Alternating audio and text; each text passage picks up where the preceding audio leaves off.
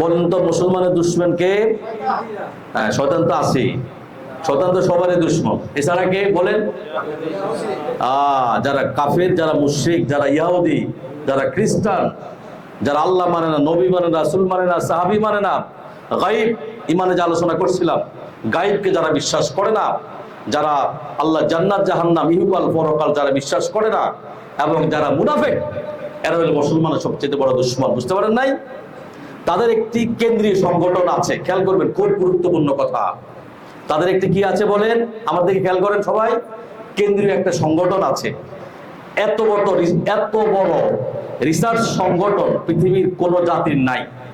কথাটা খেয়াল করেন কিন্তু ভাই, এত বড় রিসার্চ সংগঠন পৃথিবীর কোন জাতির নাই। এটা আমেরিকা অবস্থিত। কোথাও অবস্থিত বলেন? আমেরিকাতে এটা অবস্থিত। লস অ্যাঞ্জেলেস ক্যালিফোর্নিয়া একটা স্টেটে এই খ্রিস্টানরা, ইহুদিরা মিলে এই কেন্দ্রীয় সংগঠনটা তৈরি করছে। খেয়াল করবেন।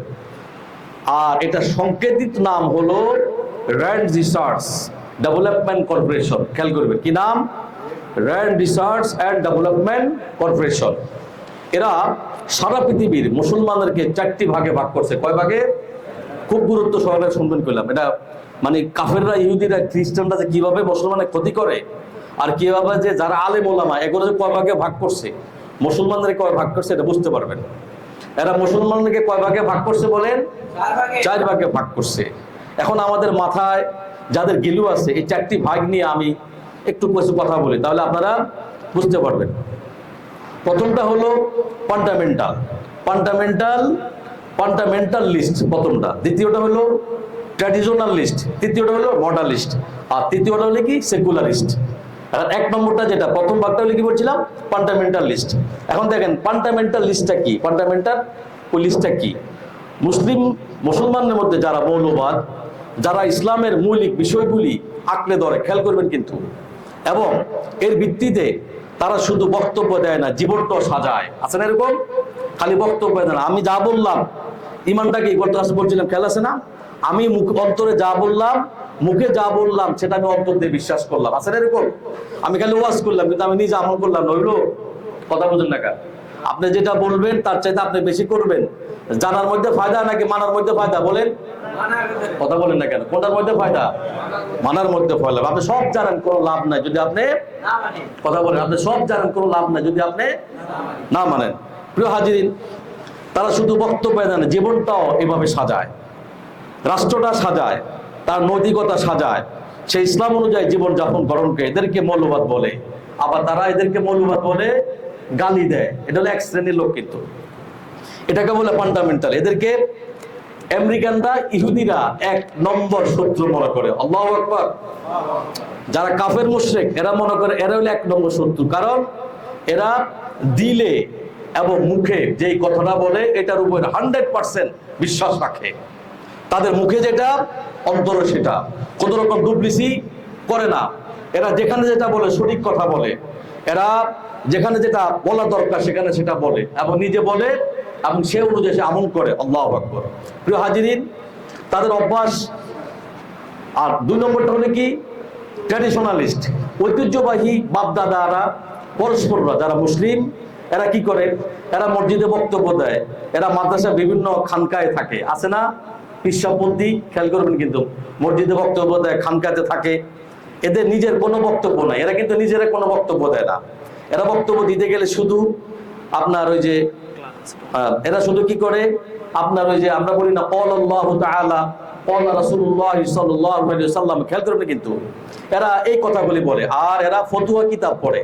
এরা বিভিন্ন নাম টাম দিয়েছে, দিয়ে এরা নিজেদের ভিতরে টুকরো টুকরো সমস্ত কিছু এরা করে ফেলছে। কিন্তু এদের জনপ্রিয়তা অনেক বেশি। এরা মানুষকে দেখায়, মানুষকে বুঝায়, আমি খুব ভালো মানুষ, টুপি পরে, নবীর সবকিছু মানে। যখন কোনো মাহফিলে খুব ভালো স্প্রে, সপ্তাহে একবার ওই যে পীর সাহেবের দরবারে যায়, পীর সাহেব কি বলে এগুলো শুনে আতর মাখে, গোলাপ মাখে। খেয়াল করবেন কিন্তু। আচ্ছা, এরা একটা সমাবেশ করতে হলে কত টাকা পয়সা দরকার, কিন্তু প্রতি সপ্তাহে লোকেরা আতর গোলাপ মেখে এরা কি করে, একটা প্রোগ্রামের মধ্যে যায়। আচ্ছা, আর এরা সবচেয়ে জনপ্রিয় ব্যক্তি মুসলমানের মধ্যে। আছে না এরকম? এদেরকে কিন্তু খুব ভালো বলে, বাপ রে বাপ, এর চাইতে ভালো মানুষ মনে আর দুনিয়াতে কেউ নাই। এরা হলো ঐতিহ্যবাহী মুসলিম। এখন এদের ব্যাপারে তৎপয় নেই, ভয় নেই, এরা যে কোনো ক্রমে মৌলবাদীদের সাথে এক না হয়। এরা কোন মৌলবাদীদের সাথে কি, যারা মৌলবাদী এদের সাথে এরা কি মিলে না, এটা খেয়াল রাখতে হবে, ভালো করে বুঝবে। অর্থাৎ এই ঐতিহ্যবাহী মুসলমানদের যদি মৌলবাদীদের সাথে মিশে যায় তাহলে মহাশক্তি তারা লাভ করবে। এখন যদি যারা ভালো পক্ষ, যারা অন্তর এবং মুখে যদি মিলে, কথা কাজে মিলে, তাহলে এরা কি এই পক্ষের লোক যদি এরা মিলে তাহলে আমেরিকা চিন্তা করছে একটা বড় শক্তি ধারণ করবে। আচ্ছা, এই জন্য এদের সাথে মিলিত দেওয়া যাবে না। এই জন্য দুই পক্ষের মধ্যে বাংলাদেশে আছে না, আলেম আলেমকে দেখবেন ওই যে ফেসবুকে দেখি কাফের বলে, কি বলে, নাউজুবিল্লাহ মিন জালিক। আরে ভাই, একজন মুসলমান দেখি কাফের আপনি বললে হয়ে যাবে? এটা বলা যাবে? আস্তাগফিরুল্লাহ পড়েন, বলা যাবে না। নানা রকম ফিতনাবাজি, দ্বন্দ্ব, এরা পাশাপাশি এদের ভিতরে মাসালাত দ্বন্দ্ব থাকবে। আছে না বাংলাদেশে? আছে না এরকম? কথা বলেন। কেউ আহলে সুন্নত, কেউ আহলে হাদিস, কেউ আহলে এটা, কেউ আহলে বায়াত। আছে না বাংলাদেশে? কেউ কাদিয়ানি, কেউ এটা, কত জাত যে আমাদের দেশে আছে, শেষ করা যাবে বলে শেষ করা যাবে না। খেয়াল করবেন, যখন বাগদাদ হালাকু খান যখন বাগদাদ আক্রমণ করলো, খেয়াল করবেন, আমার দিকে তাকান, রক্তের নদী কিন্তু বয়ে যাচ্ছে। সেই দজলা নদীতে বাগদাদের লাইব্রেরি বই এমন ভাবে ফেলেছে, স্রোত থেমে গিয়েছে, মানে বইটা তারা সব নষ্ট করে ফেলেছে, যত কিতাবখানা ছিল বাগদাদ ইন্টারন্যাশনাল লাইব্রেরির মধ্যে। বইটা যখন ফেলে দিয়েছে নদীর মধ্যে, নদীর স্রোত পর্যন্ত থেমে গেছে। আল্লাহু আকবার। হাজিরিন, আর তখন কিছু মুফতি খানকায় বসে বিতর্কিত করছে, কিছু মুফতি আছে, কিছু আলেম আছে, ভালোই করছে, কথাটা বুঝেন নাই। এই জন্য আস্তাগফিরুল্লাহ, আল্লাহ পাক মাফ করুক, আলেমরা দিয়ে আল্লাহ জাহান্নামকে শুরু করবে। বুঝতে পারেন নাই? এত সহজ না জান্নাতে যাওয়া, বাপ রে বাপ। আপনার এত সহজ নাকি বললে জান্নাতে চলে যাবেন? আলেমদের বহুত হিসাব কিতাব আছে, যে আমরা কথা কই, কয়েক লক্ষ বার চিন্তা করি কি থেকে না কি ঘটে, কি হয় না কি হয়, সামনে কি হচ্ছে, আল্লাহু আলাম। প্রিয় হাজিরিন, বিতর্ক করছে এবং ডিভাইড করছে যে ঈসা আলাইহিস সালাম গাদার পিঠে করে হজ করতে গেছিল, গাদার পেশাবটা পাক ছিল নাকি না পাক ছিল, এটা নিয়ে এরা কি বিতর্ক করে, কথা বুঝতে পারছেন না? আর এদেরকে এরা নাম দিছে ট্র্যাডিশনাল মুসলিম। কি নাম দিছে? ট্র্যাডিশনাল মুসলিম। প্রিয় হাজিরিন, তাহলে আমরা বুঝতে পারছি 2 নম্বরটা। 3 নম্বর হলো মডালিস্ট মুসলিম। এবার একটা নাম দিছে কি? মডালিস্ট মুসলিম। এরা সবসময় ইসলামের নতুন নতুন ব্যাখ্যা দিয়ে পাশ্চাত্যের সাথে মিল করার চেষ্টা করে, মানে তেল মারে। আছে না এরকম? ইসলামের একটা ব্যাখ্যা দিব, ওই যে সৌদি আরব আছে না এরকম, কথা বলে না কেন? গভর্নমেন্টে যা কয়, অনেক আলেম আছে গভর্নমেন্টের সেটার সাথে তাল মিলা, আছে না এরকম? আবার ইউরোপের সাথে তাল মিলায়, খ্রিস্টানদের সাথে তাল মিলা, আছে না? আছে না এরকম? মানে তেল মারে। প্রিয় হাজিরিন, এরা কোনোভাবে আমাদের সাথে জুড়ে থাকতে চায় না। এদেরকে সাহায্য করতে হবে। এদেরকে বেশি লোক চেনে না। এদেরকে পত্রিকার মাধ্যমে, ইলেকট্রনিক মিডিয়ার, ইউটিউব, নেটের মাধ্যমে এদের কথাগুলি সবার কাছে পৌঁছে যায়। প্রিয় হাজিরিন, এদের টাকা পয়সা দিয়ে টিকায় রাখতে হবে। এরা হলো মডালিস্ট মুসলিম। তারা চিন্তা করে যে এরা তো খুব ভালো, এরা সব আমাদের পক্ষ নিয়ে কথাবার্তা বলে, তাহলে এখন পশ্চিমা বিশ্ব চিন্তা করতেছে এদেরকে আমরা কি করা লাগবে? টিকায় রাখতে হবে। এটা হলো মডাল মুসলিম, মডালিস্ট মুসলিম। বুঝতে পারছেন না?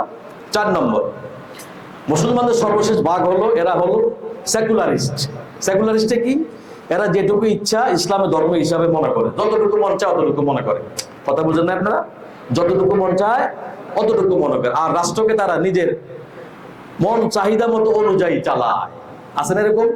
আমাদের দেশে যারা রাষ্ট্র চালায়, যারা মন্ত্রী ছিল পূর্বে, যে দলে বলেন না কেন, এখন বর্তমানে যারা প্রধান উপদেষ্টা দায়িত্বে আছে, মেন দায়িত্বে আছে, যতগুলি কথা কয় খুব কম। ডক্টর ইউনূস দেখছি আলহামদুলিল্লাহ কিছু কথার মধ্যে আলহামদুলিল্লাহ ইনশাল্লাহ বলে। এই ছাড়া আমিও পূর্বে যারা ছিল প্রধানমন্ত্রী, ডেপুটি প্রাইম মিনিস্টার, স্বরাষ্ট্রমন্ত্রী, অর্থমন্ত্রী, কখনো কোনো আলোচনার মধ্যে কোনো সব শুনে যে আলহামদুলিল্লাহ বলতে, ইনশাল্লাহ বলছে শুনছেন আপনারা? আমি কখনো শুনিনি। কিন্তু মালয়েশিয়াতে দেখেন, এরা নাটক পায় না, নাটক আলহামদুলিল্লাহ, ইনশাআল্লাহ, আল্লাহু আকবার। কি বুঝছেন না কথা না? তা বারাকা বরকত কিভাবে আসবে? প্রিয় হাজিরিন, তারা নিজেদের মন চাহিদা মতো যেটা মন চায় তারা সেটাই করে। আল্লাহু আকবার নাই, সুবহানাল্লাহ নাই, আল্লাহু আকবার নাই, মাশাআল্লাহ নাই, ইনশাআল্লাহ নাই, আলহামদুলিল্লাহ। এরা যখন যেটা মন চায় সেটাই করো। আর এরা তো আমাদের পকেটেই আছে। এরা চিন্তা করে, ইহুদিরা চিন্তা করে এরা তো আমার পকেটেই আছে, এগুলোকে যখন তখন আমরা টাকা দিয়ে কিনবো। কি কথা বুঝেন নাই? ওই যে ফ্যাসিস্ট সরকারের দেন না কেমনে কিনছে ভারত, কি বুঝতে পারেন নাই? এইভাবে করে যখন তখন কিনে নিতে পারবে। মনে রাখবেন, শুধু এদের 2টা দল বেঁচে থাকুক, আর এই 2টাকে তারা সবসময় কি করে, এই যে 4টা দল আছে এর মধ্যে একটা দল হলো তারা মুখে যেটা বলে অন্তরে সেটা করে। বাকি তিনটা আছে মানে দড়ি মাছ না তুই পানি, এরকম আছে না কথা, মানে যায় না, এরা হলো মুনাফিক। আর বাকি যে দুটো আছে এরা হলো এই পক্ষ আছে এই পক্ষ আছে, এরাও মুনাফিক। তার বোঝা গেছে তিন দলে মুনাফিক। এরা এইভাবে করে ইসলামকে শেষ করে দিচ্ছে। কথা বুঝতে পারছেন না?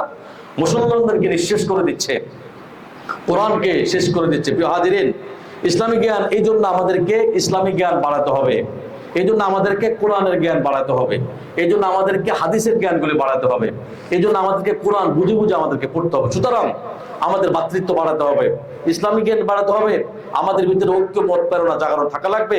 ছোটখাটো মত পার্থক্য কোনো কিছু করা যাবে না। যদি কোনো মত পার্থক্য আসে এটা আমরা আলোচনা করে সমাধান করে নেব ইনশাআল্লাহ।